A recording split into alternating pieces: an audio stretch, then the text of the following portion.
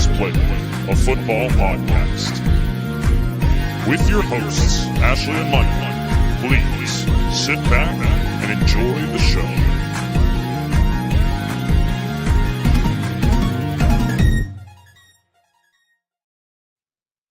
Hi, everyone, and welcome back to the Undroppables Playbook, a football podcast presented by the Undroppables. I am your host, Ashley. This is my lovely co-host, Michael Duncan. How are you doing tonight? Better than I was last week. Yeah, last week was a sad cold open here. Yeah, and it only got worse as we went. Why? Yeah, well, the Phillies because they lost, on in end. the middle of it, yeah. In my friend's group chat later that day, they just quoted the ending of the show to me, where you asked where I would be, and I said crying in the shower. So, doing better than I was last week. Did that happen? No. Okay, good. Not this time. Good. Much better. In a cozy sweater. And let's talk about plenty of football this week. And plenty of really big news. Yesterday was a long, weird day in the NFL news cycle. So we have to start. Duncan's going to hop off for a second. So I'm going to start with some of the smaller stuff. The Steelers say that they plan to give Russell Wilson first team reps in practice this week after a 4-2 start under Justin Fields, who's been heading up the offense. Per Jenna Harner, I do have a quote from Mike Tomlin. He said, quote, "Justin has been really good. We've been really good at times, but not to be confused as great. This is a competitive league. We're trying to position ourselves to be that team." He goes on to say, "We got a player with talent who hadn't had the opportunity to play, so we're going to potentially explore these things." You and I actually had a conversation about this last week about Justin Fields and Russell Wilson, about how we didn't feel it was a situation where you needed to be jumping, like it's not prime Russ anymore, you know, to be jumping off of his, and like Justin Fields has been playing well. The team is 4-2. They're taking advantage of a slow start for some of the other AFC North teams. And sticking around, and they've looked fairly good. Do they have things to improve on? Absolutely. Does Justin Fields still have things to improve on? Absolutely. But is Russell Wilson the answer to that? I think I at least respect it from the point of view of, like, by making the change now when you're 4-2, you give yourself a little bit of leeway. And I think, having watched the amount of Justin Fields that I have, like, I don't know if I'm necessarily saying he is the answer to the best quarterback option this season. Like, I don't watch him play and say undoubtedly that's the case. He has them rolling, and they're at 4-2. He's made some mistakes. He's not the reason that they're 4-2, but he's definitely helped them get there. So I understand why, like, now is a good time to go try Russell Wilson. I just hope that they're just as quick to say, like, just I hope. Kidding. Yeah, exactly. Yeah. Like, essentially, honestly, if Russell Wilson is doing more harm than good, then don't be afraid to pull the rug out from under him, because I don't think it's in a point where he undoubtedly is the best quarterback option they have. I think that it's probably a very honest thing to do, to say we're kind of lucky that we're 4-2, given that Justin Fields, while not bad, he hasn't been particularly great either. So let's see if Russ can cook and see what that gets us. Yeah, last time Russ cooked, he burnt down the whole kitchen in Denver. But I do want to say, like, that's my one thought on this. I do appreciate Mike Tomlin being pretty straight up about it, right? Like, we've been good. We're gonna take advantage of that, and we're gonna just see what the water holds. You know what I mean? Like, we're gonna look at it and see what Russell Wilson can give us. He doesn't come out and say Russell Wilson is our starter this week. He's saying we're gonna give him first team reps. He hasn't had first team reps I don't even know if he had them in like camp, because when did he get hurt? I honestly have no idea. I don't remember. I don't even know if he had. Yeah, so I don't even know if he had first team reps in camp. So just coming out and saying, listen, we're going to give him first team reps, not biting off more than you can chew, not committing yourself to starting Russell Wilson. I do respect the honesty from Tomlin. He is usually pretty good about that, but I like being able to see it without like a big coach's spin on it. It really is just, we've been good. We're not great. Let's test it. And who, for all we know, Justin Fields could still be the starter this week if Russ. He could play the second half. We have no idea. So well in camp. So that is for the Steelers. We have a lot of big trade news. I want to go over this first. Wait, quickly. real quick. Before we move on from the Steelers, I think it would be sick And they're in a rare position where I feel like they probably could do this, where, like, you know how in college sometimes they just, like, give the 2 quarterbacks a half each, and they do that for, like, 7 games of the Yeah, season? I kinda hope they do that. I think that that'd be would kind be of really wild. cool. I can't remember the last time that's ever happened in the NFL. I feel No. like I'm sure it has at some point back when, like, quarterbacks mattered a little bit less. Hmm. It wasn't a passing league, but, like, I just think that would be really fun. Yeah. Miserable for fantasy, but really Yeah. fun. And if any team is gonna do it, it's the Mike Tomlin-led Steelers, Hmm. and they'd probably end up winning a bunch of games doing it. Yeah, So he I'm would all do for that. it. He would not bite into the certain downs, certain snaps quarterback. I could totally see him doing a half and half though. Yeah. I don't know that he would fully commit to doing like something like the Saints did recently where they kind of just rotate in and out based on a what's happening basis. It is strictly the one half. That'd be kind of funny. Um Small news first. It has been reported that the Jets offered Hassan Reddick a new 1-year deal that he declined amidst his holdout. CAA did decide to part ways with Hassan Reddick, basically said he's on his own, but he is now represented by Drew Rosenhaus. If you remember that name, we said that earlier in the season because Tyreek Hill is also a bunch of people are represented by Drew If you Rosenhaus, but remember Terrell Owens doing sit-ups in his driveway, yeah, guess who the agent on record was? It was yeah. Drew Rosenhaus. Yep, I just want to mention it because we had a long conversation about Tyreek Hill and Drew Rosenhaus when Tyreek Hill was arrested a mile away from the Miami Yeah. stadium earlier this season. So we did bring up Drew Rosenhaus's name a couple of times in that episode. So he is now represented by Drew. And we'll see where that goes. Yeah, The I do. biggest news. I don't Oh, want to go just ahead. move on from that because I Okay. think it's underappreciated how wild this is. Like, Mm-hmm. this is not the kind of holdout like we've seen before. This is a guy that No. got trade. You never see trades without an accepted deal on the other end. That's Yeah. what happened here. There was a trade and there was not an accepted deal on the other end. You almost never trade from someone that's doing a contract holdout without knowing, obviously, that you're going to sign them to a contract so that they show up Mm-hmm. to play. It has just been a wild ride. I know Howie's getting a little flack right now because of all of the, some of the free agents or the offseason stuff hasn't exactly worked out, and that's fine. Mm-hmm. Like, there's ups and downs, it happens. I will say it was reported this week after all of this went down because they've now opened up Hassan Reddick to seek a trade. Yeah, Again.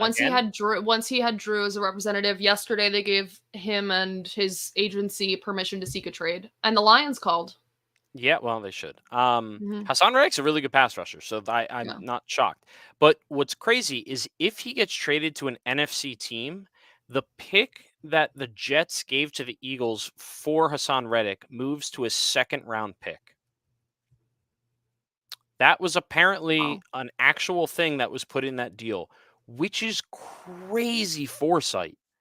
Yeah. Why would you expect that? I don't know. It's just wild. This whole thing has been really entertaining. I'm It's trying to figure obviously out a what the shame, but exact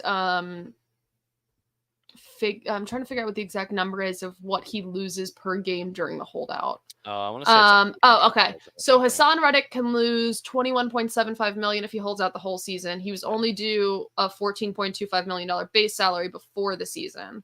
Yep. In about September, Adam Schefter had tweeted out missing when Hassan Reddick missed the game against the Titans. It means he will forfeit the chance to earn roughly another $800,000, bringing his losses this season in fines, unearned salary, and bonus forfeiture to about $8 million.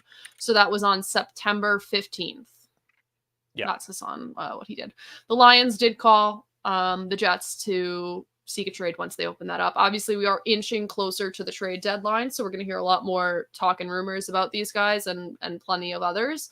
That's a conversation for a later date, but we do have plenty of trade news. Is there anything else you want to say on Hassan Reddick before we get into that? No, I'm good. I want us to truly appreciate what we're witnessing right now because I feel like it's the type of thing 10 years from now we'll look back on and be like, what the hell was that? So. Yeah, so I'm going to start with a fairly smaller one. The Texans trade running back Cam Akers to the Vikings for a swap of conditional 6th-round picks.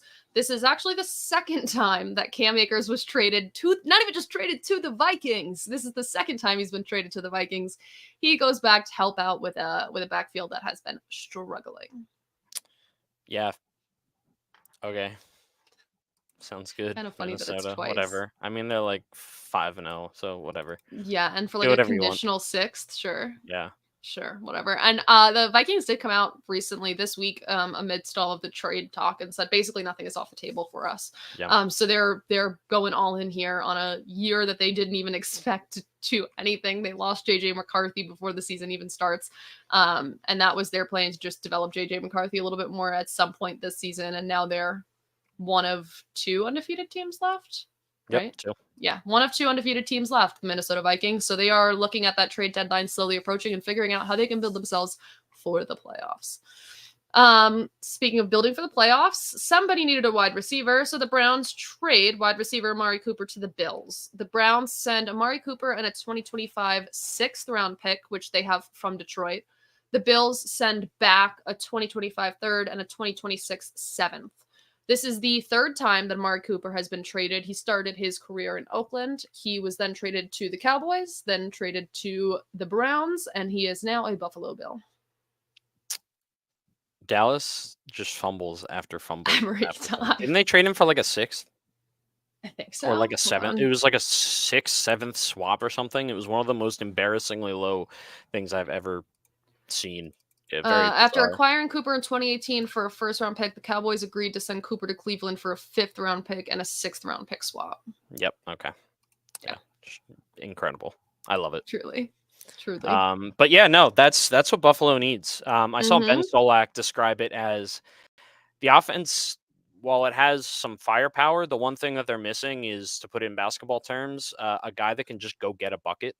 And that's exactly what it feels like watching their offense, where it's just like Josh Allen needs one guy who is just going to be open, can route a dude up, and it's just going to be where he's supposed to be and catch the ball.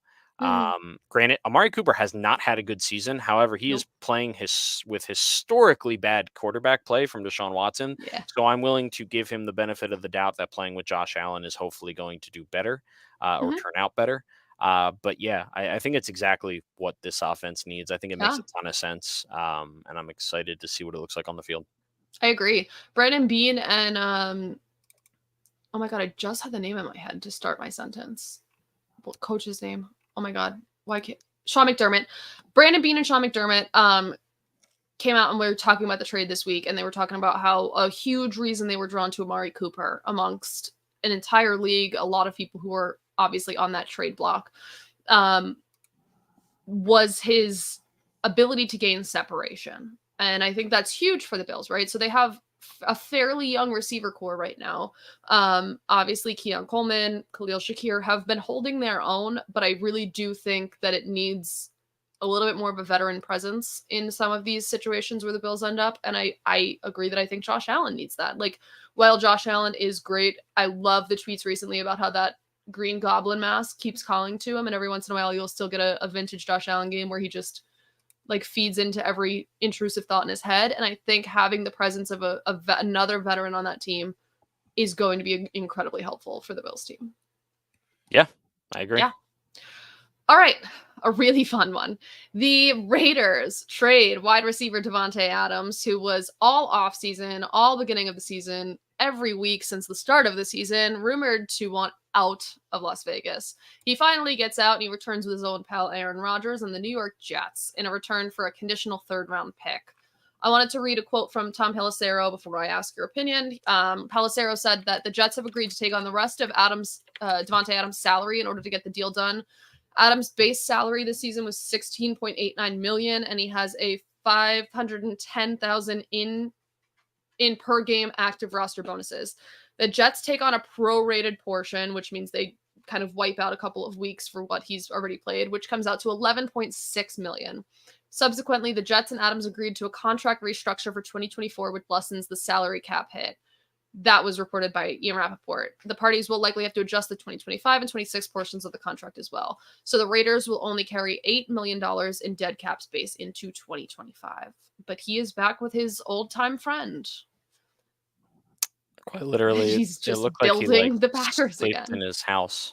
Yeah, I loved. Oh my God, somebody tweeted out because he was on. Obviously, Aaron Rodgers is a regular on the Pat McAfee show, so he was talking on the McAfee show, and Davante Adams is like creeping in the background in his house. He took literally 3 minutes after the trade was released. Everybody is like, Davante Adams is in the Jets building, and everyone's like, "Guy." He took like a red eye. He took a red eye the night before. But which apparently yeah, Aaron Rodgers found out about it about like midnight, he said. Like not long after the game. So like to be fair, it probably did happen and he probably did take a red eye. Very true. Yeah. But yeah, he like had a sleepover at Aaron Rodgers' house, it looks like. That's what it looks like anyway. Yeah, so they are really hoping that the offense that has been incredibly struggling is saved by Davante Adams. The Jets are building the Packers 2.0. I want to know your thoughts. Well, first off, I've been doing some research since last week's podcast because we had a disagreement about the status of Davante Adams being a diva. And I would like a formal apology because he has never been a diva. His contract dispute with Green Bay back in like the early 2020s, whenever that was very low key comparatively to some of them. He ended up getting his contract. He moved on.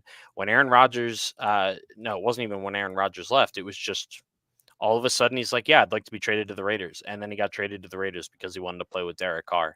He never really threw a fit when Derek Carr left. When asked about it, he kind of just said this was back in early 23, I think, like before the 2023 season. So after Derek Carr left, he said, yeah, absolutely. I wouldn't have been here or ended up here originally, probably if Derek wasn't here. That doesn't necessarily mean I won't be here in the event that he's not here. That's my boy. Obviously, I've got his back through anything. I think I've made it more than clear at this point. I support him. I support everything. But my dream was to play for this team before he was a Raider. And at this point, I want to try and make things work and continue on doing what I'm doing here, myself get better and see the team grow and get better as well. He never complained about garbage quarterback play that he's basically had since becoming a Raider, even with the little bit of Derek Carr that he got. But yeah, just when you compare it to guys like Stephon Diggs or like Tyreek Hill, the Terrell Owens of old, even the little flare-ups from A.J. Brown that apparently happened, like Davante Adams is not a diva, especially for a wide receiver. He's nowhere close. Yeah, I apologize for that because I was also looking into it after because I think I just used the wrong terms because I think diva is reserved for a lot more outlandish wide receivers in the bunch. I think it's just more so that he is a wide receiver. You know what I mean? Yeah. And like he does his wide receiver solo gang bit and it works for him. And trust me, like everything off the field with Davante Adams, I find absolutely commendable. He everybody who talks to him, everybody loves him, the media loves him. And nobody ever really has bad things to say about Davante Adams, except for fans who are pissed when he leaves, you know, like that kind of thing. And that happens anywhere. So I think diva was the wrong term. So I do apologize for that. Okay. I just wanted to put that out there because it was bothering me. Okay. Yeah, outside of that, this was a dumb move. God. I don't get it. I don't get it. I don't understand how you can watch them play and think that what's really going to solve all their problems is trading for a 31-year-old future Hall of Fame wide receiver. Like, yes, he is a future 7 days after you fire your head coach. Yeah, it's just bizarre. Like, it's obvious. Aaron Rodgers is going to deny it till the end of days. But, like, if Aaron Rodgers wasn't the quarterback, they're not trading for Davante Adams. Davante Adams probably doesn't want to go there. Nope. Obviously, that plays into it. But has the offense been disappointing? Sure. Yeah. I don't think that, like, I just don't see this really fixing the issue in a meaningful enough way for you to mortgage. Granted, it didn't cost them a lot. I think it was like a third and change. But you're still paying money for him. And he had a contract restructure.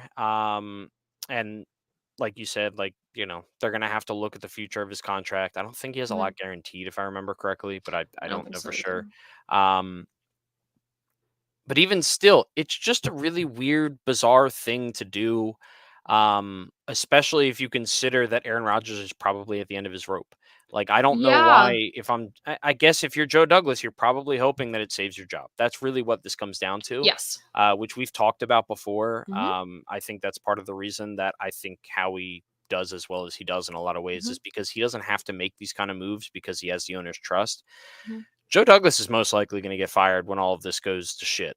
And most GMs would. And this is most GMs' ways of hopefully elongating their job even for a year. And they can't worry about the future because they have to worry about keeping their job first, which is unfortunate. But that's what leads to bad that's what leads to bad moves and bad team building. Devontae Adams is a great wide receiver. He's a really awesome player. Is he going to help the offense? Absolutely. Is it going to fix everything? Almost certainly not. Yeah, he reached that fork in the road where you and I have talked about before, where GMs either choose to kind of just wash their hands with it and say, listen, we are what we are, and maybe that just saves my job, that I can come up with like a plan for the future and like say like let's just kind of restart and let it be what it is. Or you go the other route, which is fire sale half the things and pick up whatever you can at whatever exorbitant price you can. And while I don't think this was a terrible like trade wise, like pick wise, I don't think it's a terrible thing. The value's fine. It's totally fine. This team bought in last year to go all in and take this organization, take Aaron Rodgers to the Super Bowl. Aaron Rodgers plays 4 plays and tears an Achilles. And I don't think they've recovered from that. I think that after that, and I think it's going to take a long time for the Jets to recover from that. It sounds so blatantly obvious, but I also think it's a thing in their heads too. Like, yes, they didn't recover from the fact that a 40 some odd wackadoo quarterback tore his Achilles and listened to dolphin mating noises to heal. Obviously they won't get over that. But I think it's a mentality thing amongst the team, right?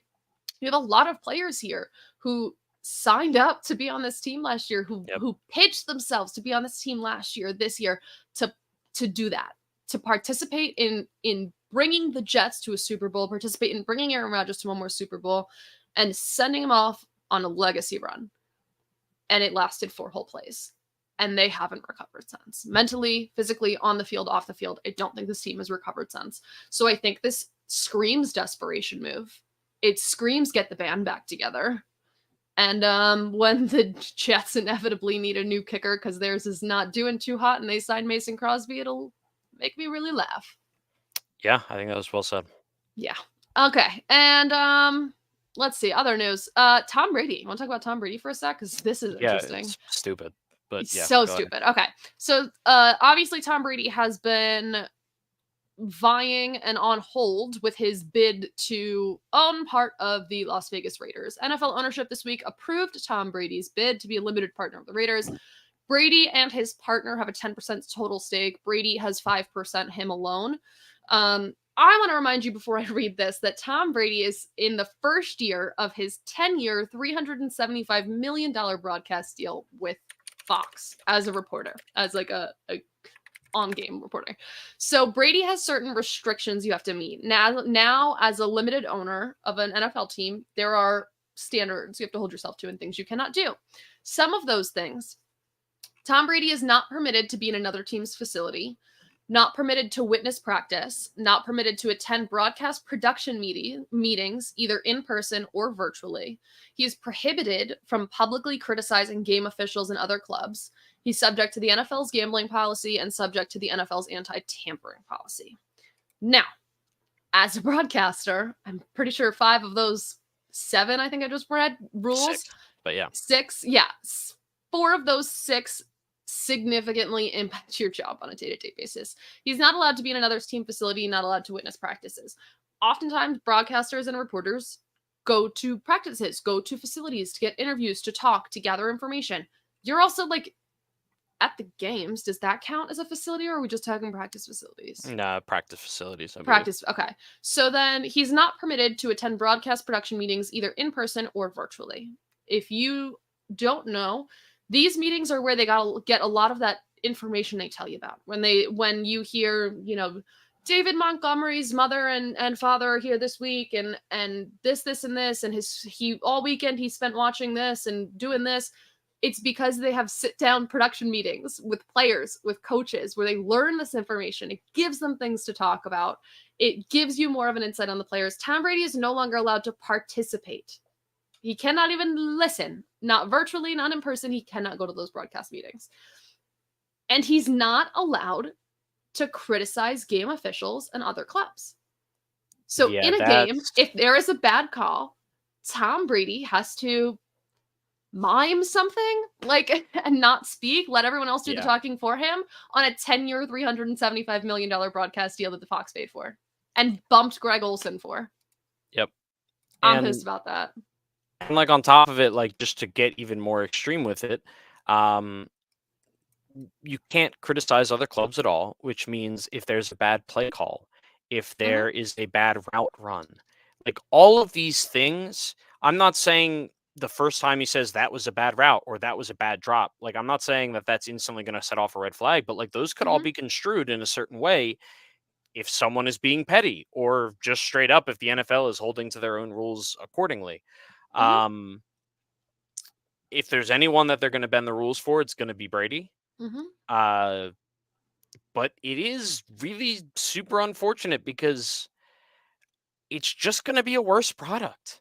Yeah. Like for the fan, it is going to be actively a worse product because you're right. Like how many times during a single game do they say, you know, when I spoke to blank this week about the game plan, he was telling me about blank, blank, and blank and how they wanted to get back on track and whatever. And it's like, you're right. That's what a color commentator does. Yeah. That's like literally the entire thing. That's the entire thing.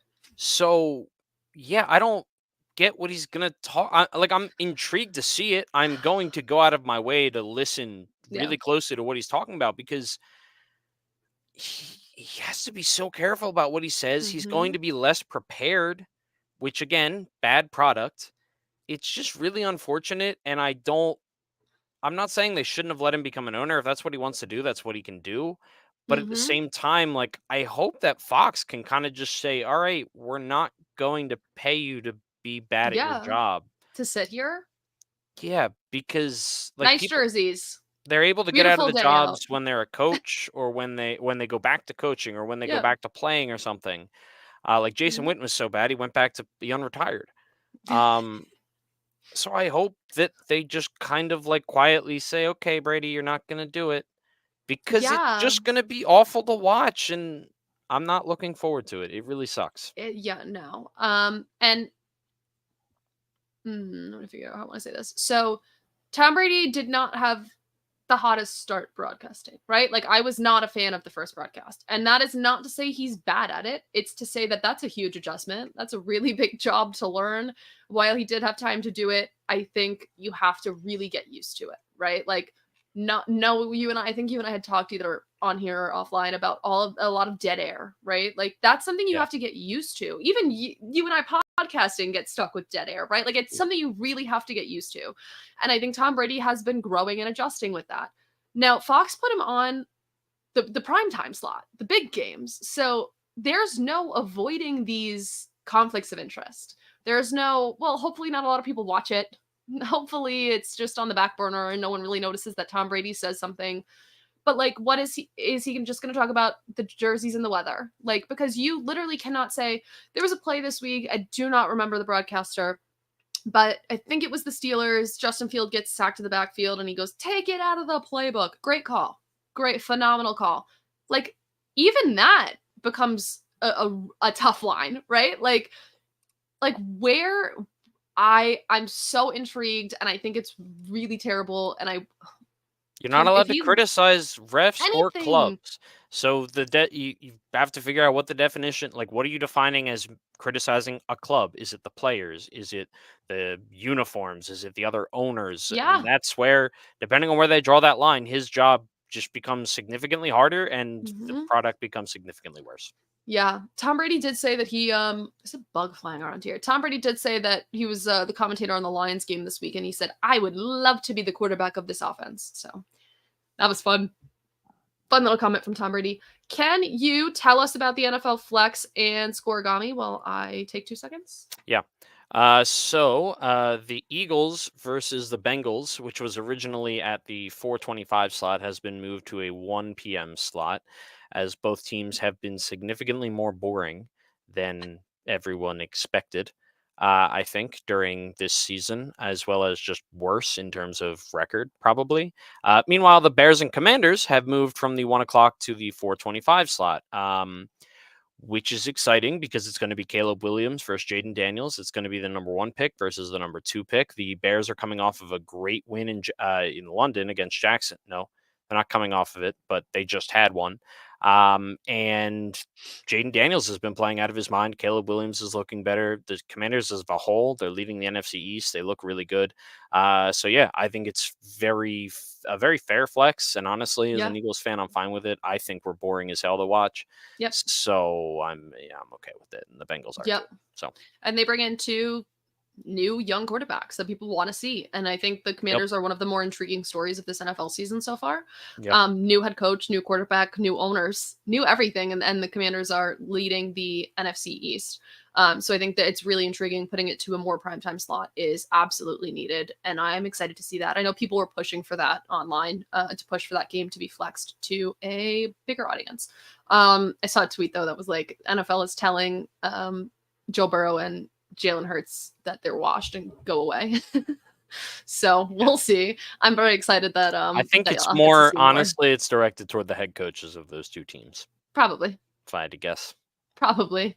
Very much probably. And we had Scoregami. I'll have Duncan tell you about that game later during our 15-second frenzy, but we had Scoregami this week. The score was Detroit 47, the Dallas Cowboys 9. First time in NFL history that score has ever happened. Let's get to our players of the week before Duncan tells you about that game. So on the AFC, on offense, we have Ravens running back Derrick Henry, who it's his second time being offensive player of the week. I'm grabbing his stats on the other side here. He rushed for 132 yards and 2 touchdowns on 24 carries to pave the way to Baltimore's 30-23 win over the Washington Commanders on Sunday.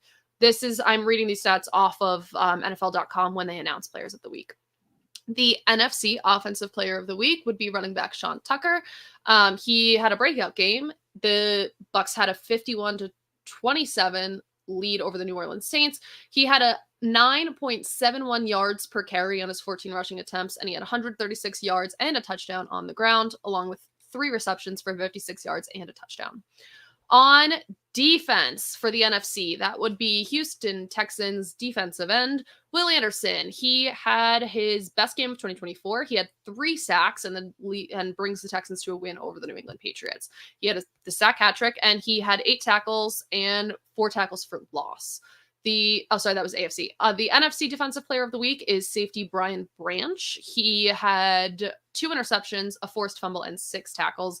I do want to mention that Kirby Joseph is the first Lions safety to record 4 interceptions in 4 games since 2002. But he was not the player of the week. It was Brian Branch because of this game and his overall performance this week. For the AFC Special Teams Player of the Week, that would be Rigoberto Sanchez, the Colts punter. Not often we see punters on the Player of the Week, so it's always fun when we get one. I'll read the blurb right from NFL.com. In a nail-biting 20-17 Indianapolis Colts win on Sunday over the Tennessee Titans, Sanchez contributions were massive. Of his 5 punts, 3 were inside the 20-yard line, 2 inside the 10, all while averaging 54.2 yards per punt, which was a 48.4 net yards. And on special teams for the NFC, that would be the Bears tight end Cole Kmet. He played a fairly good amount of special teams, and he was the emergency long snapper when Scott Daly got injured in Chicago's 35-16 victory over the Jaguars in London. He did it successfully to help out Cairo Santos when he made 5 extra points. And he also led the Bears receiving corps with 5 receptions for 70 yards and 2 touchdowns. So he had quite a fun game. I love emergency special teams. Right? Always fun. I love it. Love it so much. Okay. Injuries. Not often we get a head coach on the injury report, but Chargers head coach. I was so confused. Yeah. I think I was driving and I saw the notification pop up and I was like, wait, what? And I legitimately pulled over. I was like, what is going on? Yeah, they kept saying it. I was watching Red Zone. So they kept saying it Chargers head coach Jim Harbaugh is in the blue medical tent. I'm like, oh, with who? Who got hurt? Yeah. And I'm like, wait, what? And then there was a running joke that he had a bathroom emergency because he did come out with different pants. Yeah. It was not that. They did pull the other Harbaugh brother out of his press conference to talk to Jim. But it turns out that Chargers head coach Jim Harbaugh, when he entered the blue medical tent, he was taken to the locker room, what was later determined to be AFib or atrial flutter. He'll be wearing a heart monitor for 2 weeks. This is something he did know he had, but it comes on randomly. His heart rate gets excessive, and it's an upper chamber of your heart kind of beats out of rhythm with the rest of your heart. So he did return to coach the game, and he'll be wearing that heart monitor for 2 weeks. He says he is as good as could be. He's fine. Browns running back Jerome Ford was ruled out with a hamstring injury during the game. Two Saints wide receiver news. Saints wide receiver Rashid Shaheed is going to have surgery to repair his torn meniscus. It's possible he may miss the rest of the season. They haven't fully came out and said that he will miss the rest of the season, but it's possible. And Saints wide receiver Chris Olave was ruled out of the game with a concussion. Eagles tight end Dallas Goedert was ruled out with a hamstring. Giants left tackle Andrew Thomas will 100% miss the rest of the season with a Liz Frank injury. Remember that one time you thought you had a Liz Frank injury and you were just like a little sore? I did? Yeah, when we had Jose on to talk about Liz Frank injuries. Is that my foot? Yeah. My foot still hurts in the same way. It never stopped. We determined that day you don't have. Yeah, I mean, I still don't know what a Liz Frank injury is, so I believe. I know. Every time I explain it, I get more confused, and you also get more confused. Definitely something wrong with my foot, though, and I should probably get it looked at. Yeah, eventually. It still hurts in the exact same way. So, and that was like 2 years ago at this point. Yeah, it was. So. Giants defensive lineman Kayvon Thibodeau is placed on IR with his wrist injury. Commanders defensive tackle Jonathan Allen will miss the rest of the season with a torn pectoral muscle. And the big one of the week, Lions defensive end Aiden Hutchinson will miss the rest of the season after suffering a gruesome leg injury. He broke his tibia and fibula and had to have emergency surgery in Dallas. He stayed behind in the hospital for a couple of days. It is not a pretty watch. It's one of those ones that the broadcast team shows you the replay first because they don't realize how bad it is and then won't show it to you again. He was carted off with a brace on his leg. It was very similar. It gave me flashbacks to the Dak Prescott injury, which is because it happened also to the Cowboys. So I think that it kind of compounded because of that. But it was fairly similar where he's down on the ground and his leg is moving in ways it shouldn't. And he's like, people are calling over and then we don't see the replays. You saw one replay, you don't see it again. Remind me a lot of the Dak Prescott injury. Aiden Hutchinson has been phenomenal this year. Lions have obviously been starting to explore how to fill that hole in trades before the trade deadline as they make their run towards the playoffs again. But I know that the Lions will miss him immensely, especially after a whole game like that, a win like that. And they know that they have to fill his big shoes. Yeah. Yeah. He, one of my favorite things is he does do a lot of work with sick kids. Okay. So he visits the hospitals a lot. He donates a lot of his time, a lot of his efforts towards sick kids. And they had a lot of the kids that he helps out with put out a video for him, like, saying, we hope you feel better and we hope to see you soon and all that. And it was adorable. So a lot of people rooting for Aiden Hutchinson. And when we hear more about him, we will let you know. Anyway, Absolutely. 15-second frenzy. Quick reminder, Mr. Duncan, what is this? I'm going to go through every game of the week. I get 15 seconds to talk about each one. Ashley's going to tell me when my time is up, and I have to move on to the next one. Yep. And I can talk about whatever I want. Yeah. Okay. 3, 2, 1, go. Niners versus Seahawks. And just like that, the Seahawks have lost 3 straight games, and I feel more unsure about them by the day. I will say the score doesn't really reflect how close the game was for most of it. The Niners keep getting more injured, and the Seahawks feel like they're one implosion away from their season being over. But hey, Kenneth Walker still looks really, really good at football. Next. Which is fun. Chicago versus Jacksonville. This was never even a game. If next week goes like this for the Jaguars in their doubleheader in London, I'm afraid to say they might just leave Doug Peterson overseas. On the bright side, Caleb Williams keeps getting better every week, and it's really fun to see. So that's really nice. Baltimore versus Washington. Baltimore got off to a slow start to the season, but they are officially back on track, stopping the hot Washington Commanders in their tracks. They didn't trade for one of the 2 wide receivers that got dealt the other day, but Mark Andrews is slowly getting back on track in the passing game, which should only help as the season goes on. And they lost, but Washington still played a good, close game, and Jaden Daniels continues to impress. Green Bay versus Arizona. Romeo Doubs came back with a revenge game against himself from a week ago, I guess. Regardless, Jordan Love balled out, and the Cardinals just kind of let it happen. An impressive start to the season has left the Cardinals wondering what direction they're heading in, especially with the concussion to their star wide receiver rookie. Houston versus New England. Drake May had about as good of a debut as you can reasonably expect going against a good defense with a pretty putrid offense. He threw for 3 touchdowns, but added 3 turnovers as well. The Texans boat raced them, but it was good to see May looking confident and having the upside we haven't seen from the Patriots so far this season. Next. Tampa Bay versus New Orleans. This one had it all. Injuries, a rookie quarterback, a 50-burger, divisional matchup. Still, I wasn't sure what I was expecting from this game, but it felt like every time I turned it on, there was something wacky happening, and then all of a sudden it was a blowout. Good for Baker, I guess, and Rattler certainly could have been worse. Eagles versus Browns. A blocked field goal return for a touchdown makes the score look significantly closer than the game really was, to be honest. The Browns offense only scored 9 points, and the Eagles defense was able to get back on track a little bit. The Browns defense, on the other hand, has been better than most are willing to admit this season, and the Eagles offense enjoyed the return of A.J. Brown and Devontae Smith. Colts versus Titans. I guess Will Levis hurt a ball boy or something. This dude continues his very impressive streak of just doing the weirdest stuff on and off the football field. Meanwhile, Joe Flacco gets another win in a slightly less impressive fashion than the week before, but he keeps the Colts season alive as they await the return of Anthony Richardson. Next. Chargers versus Broncos. The Chargers win in another low-scoring, low-output offensive game, but the Broncos truly feel like one week they are one step away from taking the next step or one step away from firing their head coach. It's very bizarre, and it can swing in an instant in my mind, and I truly don't know what to make of them. Next. Steelers versus Raiders. Pretty much the only impressive thing on the Raiders offense remains to be Brock Bowers, which is a shame because he really is fun to watch and instantly has looked like a top NFL tight end. The Steelers, meanwhile, get another win, put up 32 points, and now they're benching their quarterback. I don't mind it. Fields wasn't really the driving force, but it'll be interesting to see where the offense goes with Russell Wilson at the helm. Falcons versus Panthers. Falcons' rush game has finally come alive with impressive games from both Bijan Robinson and Tyler Algier. Kirk didn't have to do much to block Carolina, which isn't too surprising. But on the bright side, Chuba Hubbard on the other side continues to look impressive, even with Jonathan Brooks on his way in. Overall, it wasn't a horrible game for the Panthers offense, but it's a pretty low bar at the moment. Lions versus Cowboys. This was really fun to watch. I just hate the Cowboys. It was just embarrassing on all levels, and I really enjoy that they are suffering at the moment. Yeah. You have to wonder, though, if David Montgomery will ever let Jahmyr Gibbs get touchdowns. Next. Bengals versus Giants. This game was boring. The Bengals got a win that they needed, but only putting up 17 points in this stinker against the Giants is not exactly a good feeling. Yep. Another week without Malik Neighbors, and all of a sudden, Daniel Jones came crashing back down to reality. Next. And finally, the Bills versus the Jets.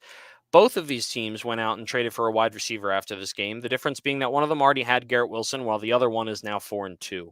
Not to mention that this game was not Mike Williams' fault. However, he is now on the trade block, and it's seemingly all Aaron Rodgers can talk about because he wanted to keep him honest after the game and blame him. Yeah. Let's talk about that real quick because we didn't mention that when we were talking about Davante Adams. So there was depends what lens you want to view it from. If I'm Aaron Rodgers, I'm saying bad attempt at a catch. If I'm watching it with my own 2 eyes, I'm saying bad throw at the end of the game, which Mike Williams did not haul in.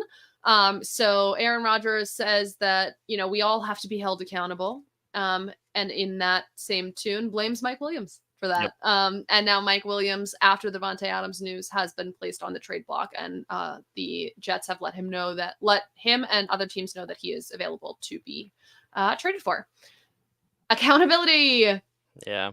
Aaron Rodgers' favorite thing ever. Those 2 words don't go in the same sentence. Aaron Rodgers and accountability. I wanted to bring up a tweet that I saw about that Bucs and Saints game, which is really funny because it was exactly how I felt. Even watching majority of the game, you blinked and you were confused where you were. So I want to grab the exact tweet. It was that a 1:00 game? Yes. Okay, there we go. So this is from Ben Solak. So at one point it was Bucks 17-0. Then the Saints outscored the Bucks 27-7, and the score was 27-24 Saints. And then the Bucks outscored the Saints 27-0, and then it's 51-27. Bucks. Yeah, it was just like I was watching the Eagles with my dad. So normally I'll go and I'll catch up on the 1:00 games later if the Eagles play at 1 and I'm watching just the one game. And I swear, like every time it would be a game break or like I'd check something on my phone, like check the scores. I'm just like, what is going on in that game? Because it's like it's a blowout. It's close. It's a blowout.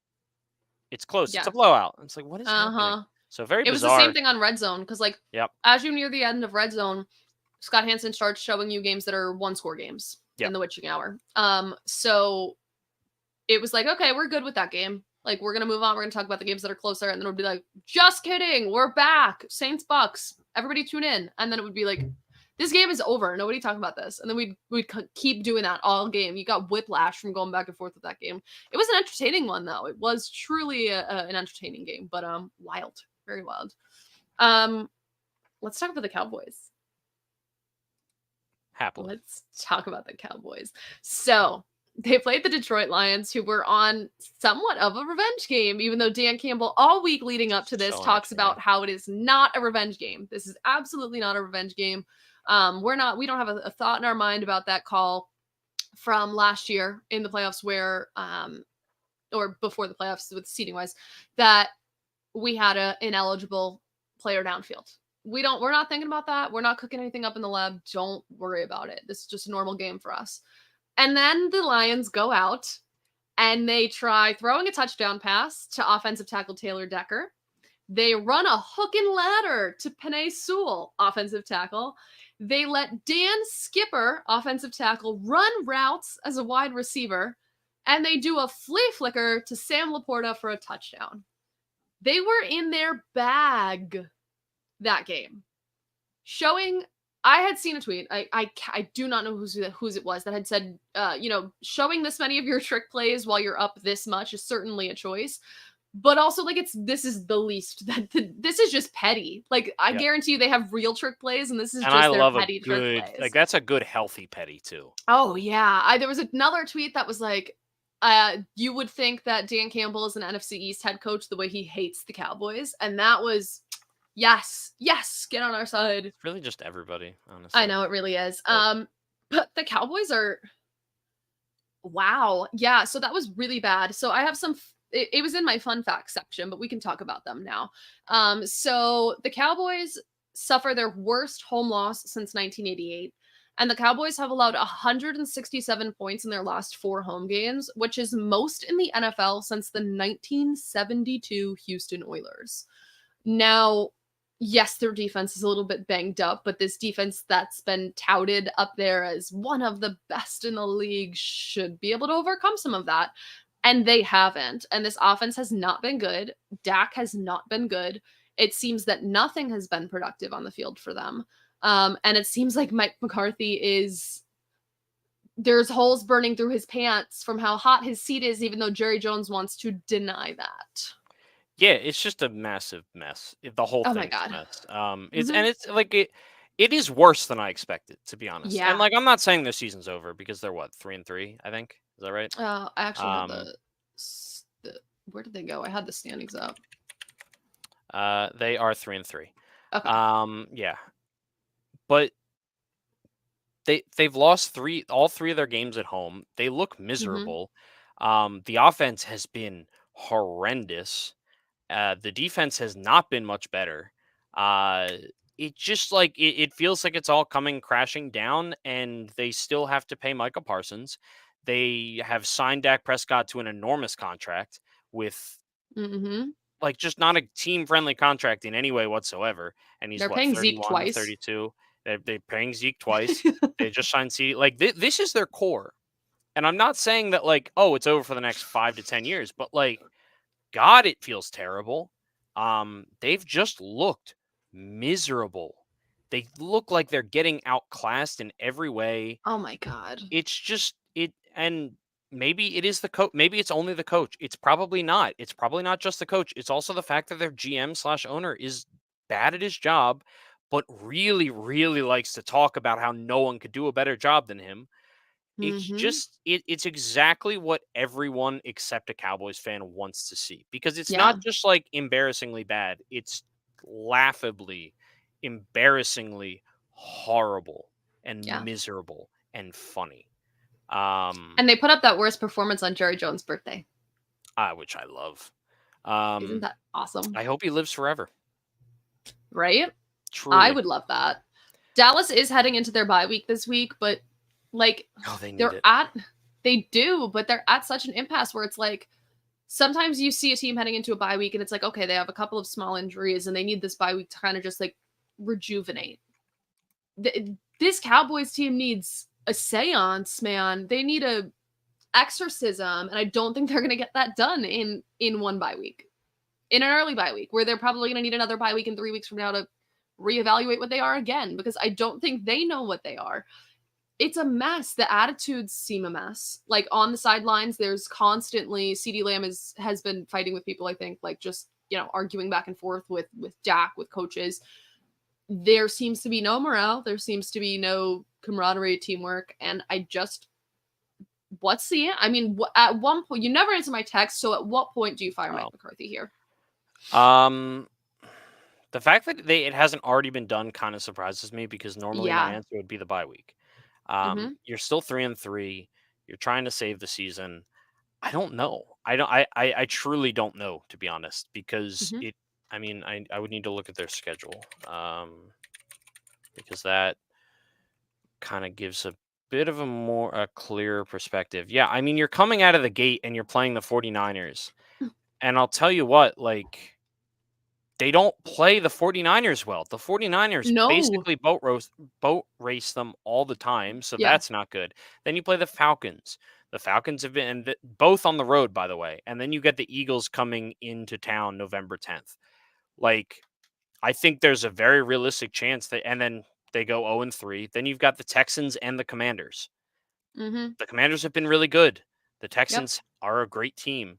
So I think somewhere in that stretch, I wouldn't be shocked if that's what happens, if you fire him. But really, it's just about it's the conversation we had last week, which is no one knows why Mike McCarthy still has a job to begin with. So now when you go into the season and you're already counting down the games by which point he will be fired, that's a failure of ownership. Like, that's what I said last week, as we were talking about the Eagles and also the Jets.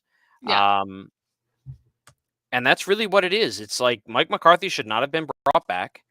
And now we're seeing the repercussions of that, because it's basically a lost season in a lot of ways. You weren't able to go out and find that really great head coach that you really could have wanted to turn around the season.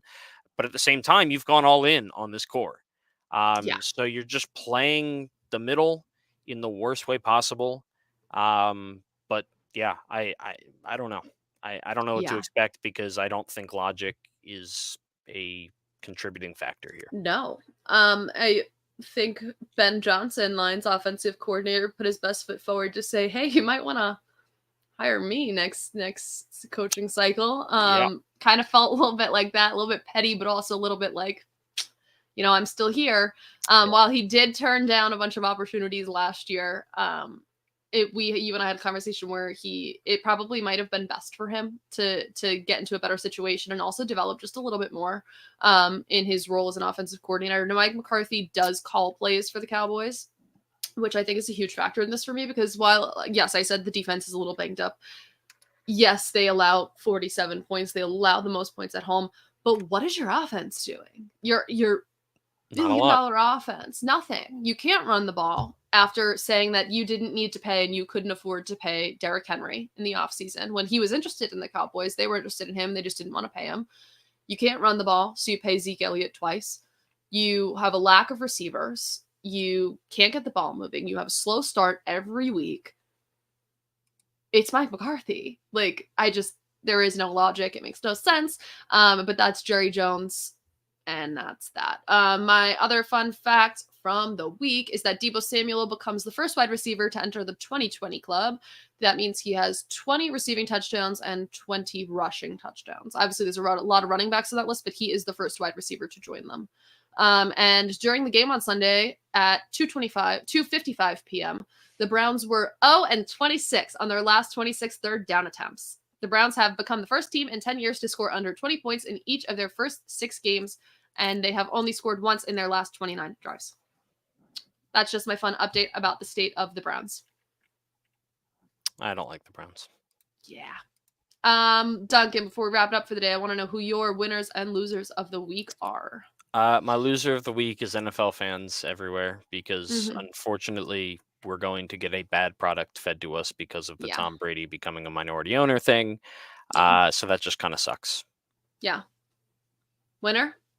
Or you want me to do my loser first? Do your loser first. Okay, my loser would be, generally I just want to say everybody who's ever rooted for the Cowboys, but it's like not a loser. Like it makes me feel I feel like good. we say that every week too, so I do I try to know. avoid that. I know.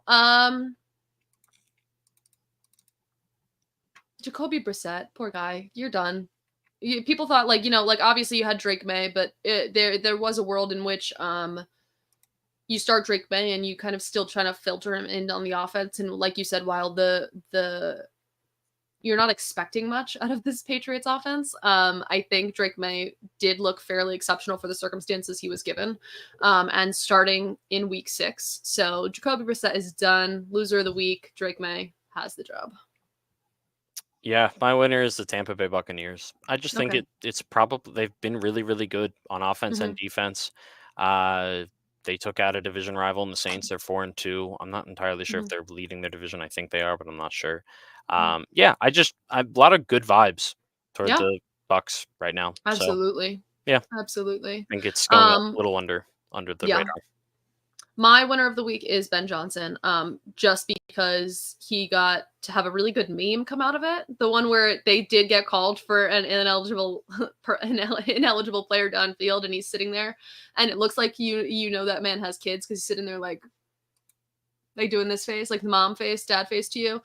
So he gets a good meme. He gets to put his best foot forward to show that he has some really creative tricks up his sleeve, and he pads his resume for his for the next coaching cycle. Well said. Love it. All right, Duncan, until next week, where can we find you? Not at a wedding. Not at a wedding. Yeah. Jinx. Finally done all my weddings. I don't say that as if I don't appreciate them. I do love weddings, and it was very nice to see a lot of friends and family. But I just don't have the social battery for like half the amount of weddings that I've been to recently. Yeah. So very excited to not be required at a wedding this week or anytime soon. So yeah. Other than that, on socials. Yeah, on socials you can find me at mpduncan75.